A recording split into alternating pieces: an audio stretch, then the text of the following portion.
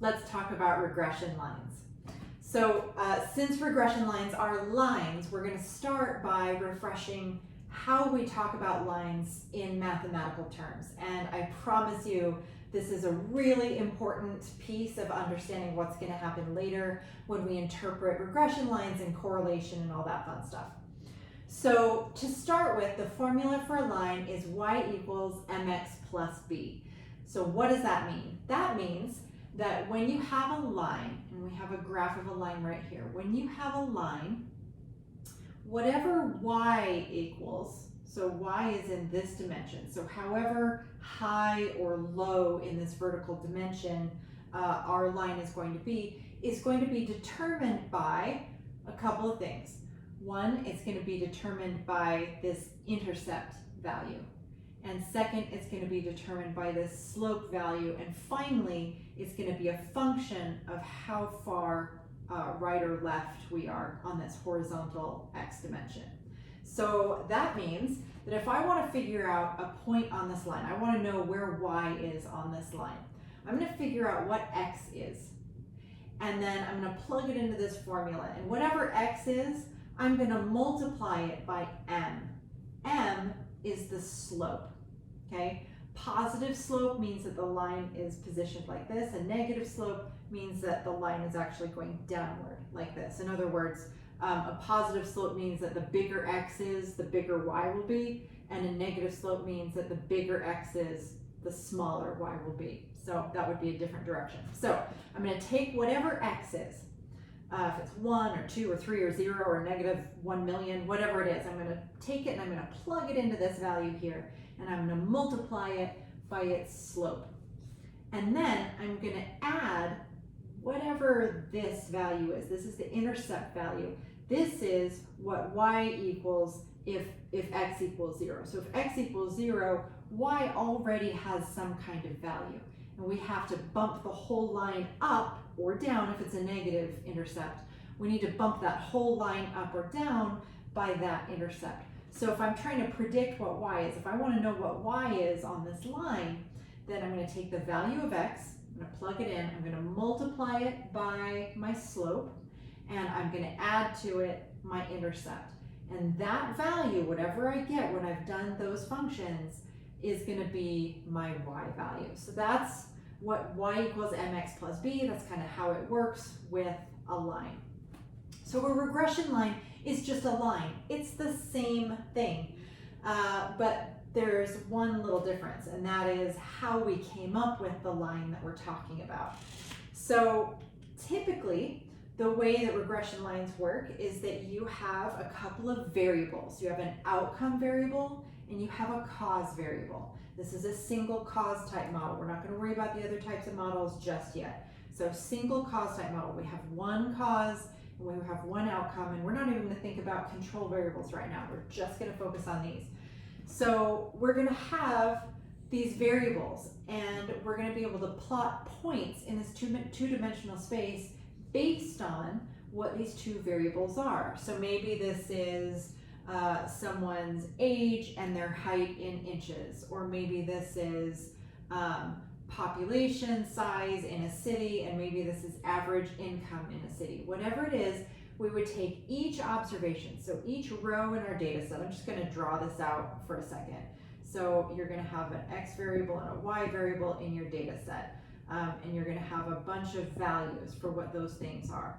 And each observation is a data point on this graph. So you're going to plot it at x and y.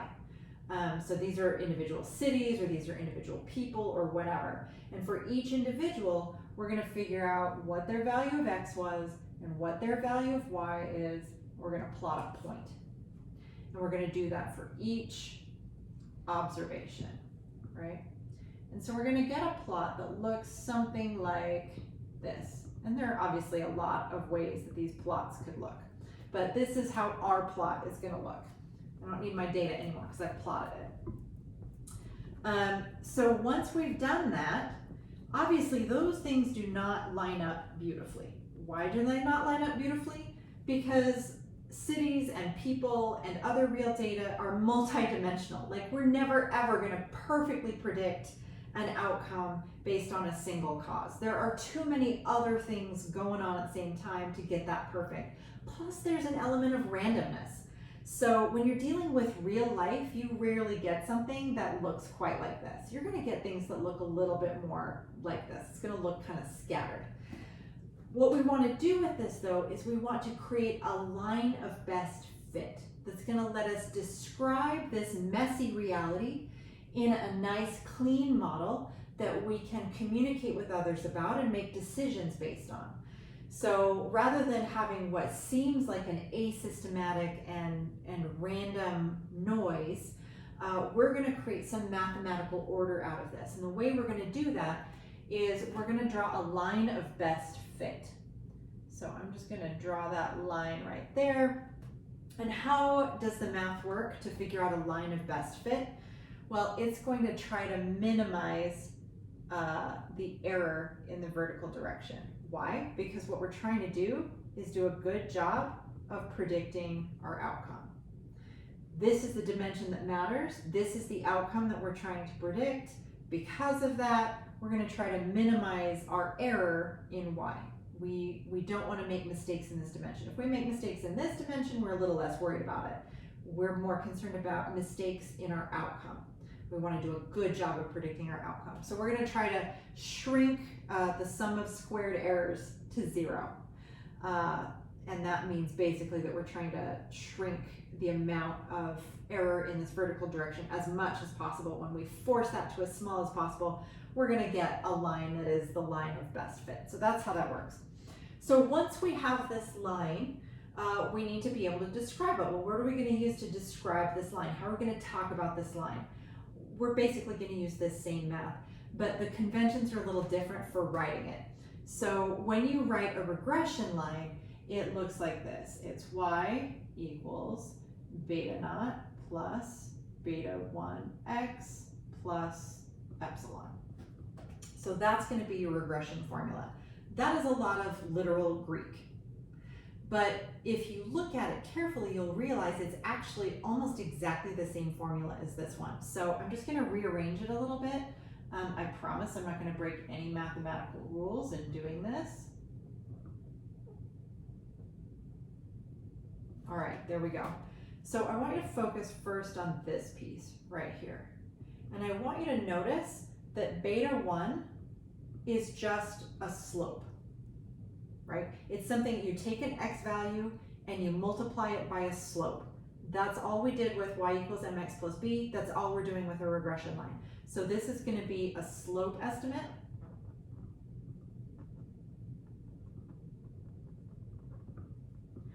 And then you'll notice here that beta naught is not all that different from b over here. This is just an intercept. It is literally the same formula. The only thing that is different, other than the fact that we've used different characters to describe it, is this plus e, or plus epsilon. So what we're doing here is we're creating a line. We're saying y, like the true y, is going to be whatever x is times the slope plus the intercept plus error. That's what this stands for, is error. So that means without that error, we would perfectly describe this line. This plus error says, look, I'm going to give you x, and the line is going to give me a y, and that's going to predict this value right here. But I know that what we're trying to predict is reality, not a perfect line. And so there's going to be some amount of error that remains between my line and the true value of y, my data point. So that's how this formula is. And you'll actually see this formula sometimes, especially with economists. It's really common to write out this whole formula. And what they'll do is in place of x and in place of y, they'll put what the actual variables are. And so they'll write out the variable names or the content of what is in those variables. But you'll see these betas in research articles sometimes. That's all it means, is that you're trying to estimate a regression line. So once you've done that, let's talk again. We've talked before about correlation and how it relates to slope. So we're going to sort of rely on that information that we had before and talk about what this tells us about the world. So we have this scattered information, and it could look a variety of ways. So we're just going to kind of play with this for a minute and talk about different ways that it could look and what our regression line would tell us and what that means. Instead of focusing on intercept, which is whatever y's value is when x equals 0, we're not going to worry so much about that because we're more interested in how the relationship between x and y plays out. And certainly that intercept is part of it, but it's really not the most critical part of it for most of the ways that we interpret this information.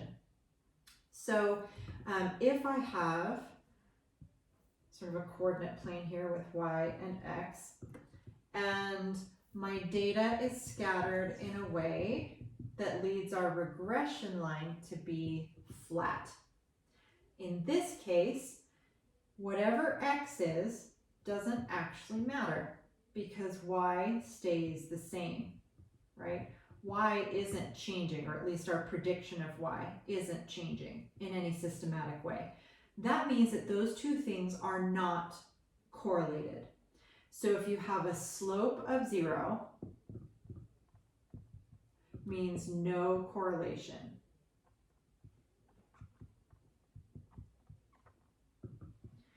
If, on the other hand, you have something that looks more like this, when x increases, y increases. The bigger x gets, the bigger y gets. That's going to be a positive correlation. So slope is greater than 0 is going to be positive correlation.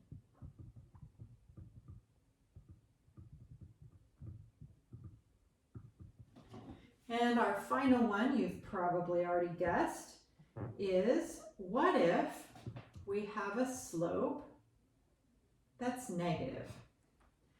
That's what our line would look like with a negative slope. So this is a slope. Can you see that? Not quite.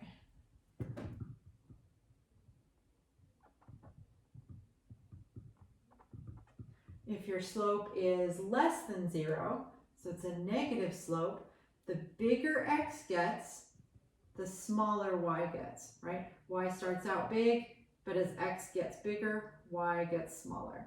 That's going to be a negative correlation. And now I've run into my little graph, so we're just going to erase it because we don't need it anymore.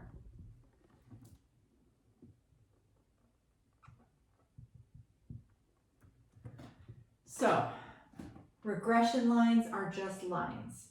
What we're doing mostly is looking at the slope to figure out whether there's a correlation between x and y based on the slope of the line that we draw through the data.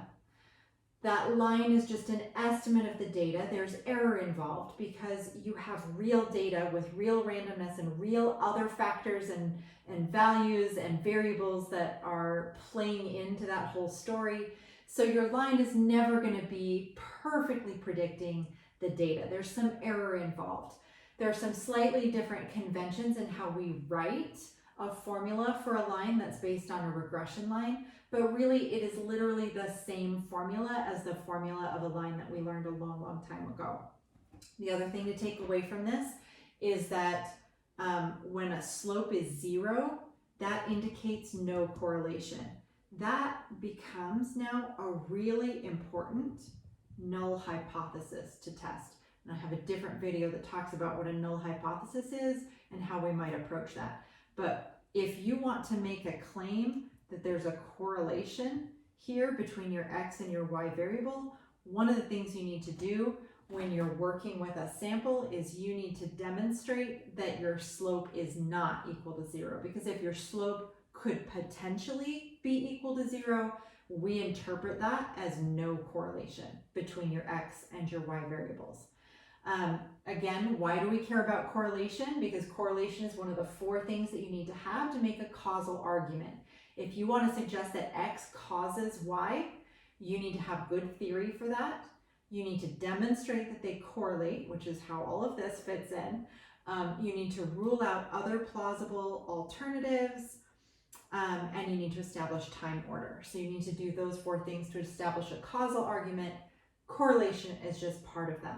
Again, correlation means that you have a slope that's different from 0. It's either positive correlation with a positive slope or a negative correlation with a negative slope. But in either case, you need to rule out the possibility that the slope equals 0. And you need to rule out that possibility in regression analysis using a null hypothesis test.